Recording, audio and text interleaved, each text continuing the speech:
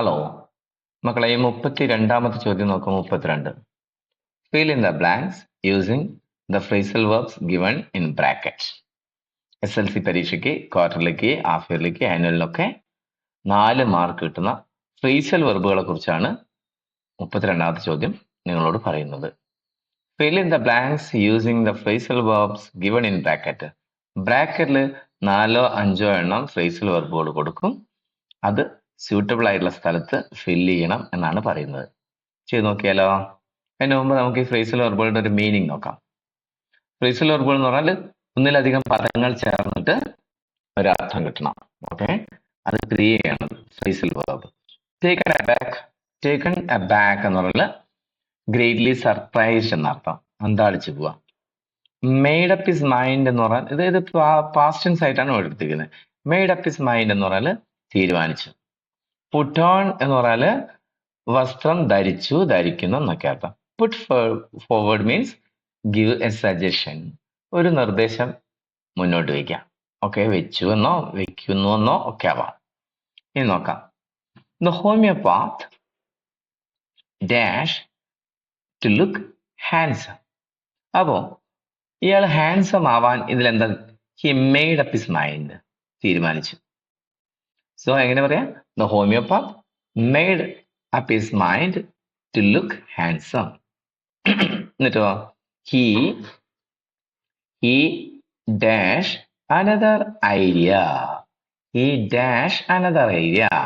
അപ്പൊ ഇവിടെ ഏതാ പറ്റിയതില് നോക്കാം. He put forward മുന്നോട്ട് വെച്ചു another idea that his wife had to be rich and fat. Suddenly an unwelcome guest entered the room. It was a snake. The doctor was പെട്ടെന്ന് റൂമിൽ ഒരു snake വന്ന് ആരായാലും എന്ത് ചെയ്യാ? The doctor was taken aback. He was surprised greatly when it coiled around his arm. The snake suddenly saw its reflection in the mirror and got fascinated. It slowly uncoiled itself and moved on to the table. The doctor അയാൾ പിന്നെ എന്ത് ചെയ്തു? Put on his shirt and ran to his friend's house. അപ്പൊ 4 mark easy ആയിട്ട് കിട്ടി. ആദ്യം ഈ phrasal വെർബുകൾ 10-30 phrasal വെർബുകൾ ഉണ്ട് സ്ഥിരമായിട്ട് വരുന്ന. അത് നമ്മൾ ബൈ ഹാർട്ട് ചെയ്യുക, അതിന്റെ മീനിങ്ങും പഠിച്ചു വെക്കണം. ശരി, ഒരു ക്വസ്റ്റ്യൻ കൂടെ നമുക്ക് ചെയ്യാം. ഒരു ക്വസ്റ്റ്യനും കൂടെ. ഓക്കെ, അടുത്ത ക്വസ്റ്റ്യൻ നോക്കാം. ഇത് 5 മാർക്കിനാണ് കൊടുത്തിരിക്കുന്നത്. 34, ക്വസ്റ്റ്യൻ നമ്പർ 34. ഇത് സത്യജിത് റായുടെ ലെസൺ ആണ്, പ്രോജക്റ്റ് അയക്കുക. Okay, yes. ഇവിടെ നോക്കുക, ഏതൊക്കെയാണ് ഫ്രേസ് വെർബുകൾ? Put across, set out. Put across എന്ന് പറഞ്ഞാൽ എന്താ? കൺവേ ചെയ്യുക. സെറ്റ് ഔട്ട് മീൻസ് പുറപ്പെടുക, start a journey or something like. Turn out എന്ന് പറഞ്ഞാൽ ആവുക, ആയിത്തീരുക, മാറുക എന്നർത്ഥം. ടേൺ ഡൗൺ എന്ന് പറഞ്ഞാൽ അർത്ഥം നിരസിക്കുക എന്നാണ്. സെറ്റപ്പ് എന്ന് പറഞ്ഞാൽ എസ്റ്റാബ്ലിഷ് ചെയ്യുക, സ്റ്റാർട്ട് ചെയ്യുക എന്നൊക്കെ അർത്ഥം. സെൻഡ് ഫോർ എന്ന് പറഞ്ഞാൽ command or command to call somebody, ആരെങ്കിലും വിളിക്കുക, വിളിപ്പിക്കുക എന്നൊക്കെ അർത്ഥം. നമുക്ക് പോയി നോക്കാം.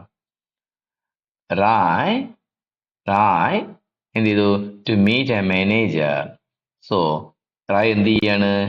ഹി മാനേജറെ കാണാൻ എന്ത് ചെയ്തു?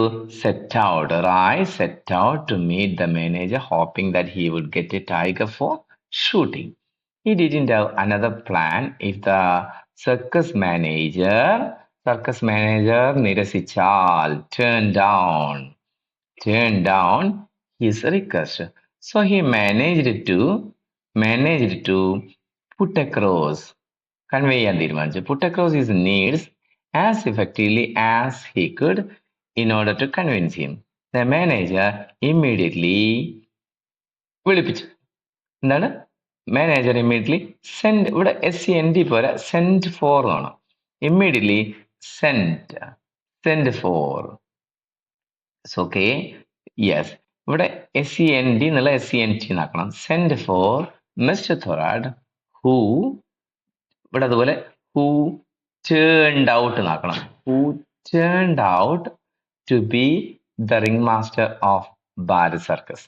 അപ്പോൾ വൺസ് അഗെയിൻ നമുക്ക് ഇതുപോലുള്ള ചോദ്യങ്ങൾ വീണ്ടും ഒറ്റ ചോദ്യങ്ങൾ എടുക്കാം, പൂർണ്ണമായിട്ടും സോൾവ് ചെയ്ത് പോവാം. ഓക്കെ ഓക്കെ, ഒന്ന് സബ്സ്ക്രൈബ് ചെയ്യുകയും ഷെയർ ചെയ്യുകയും വേണം, സഹായിക്കണം. Okay, thank you.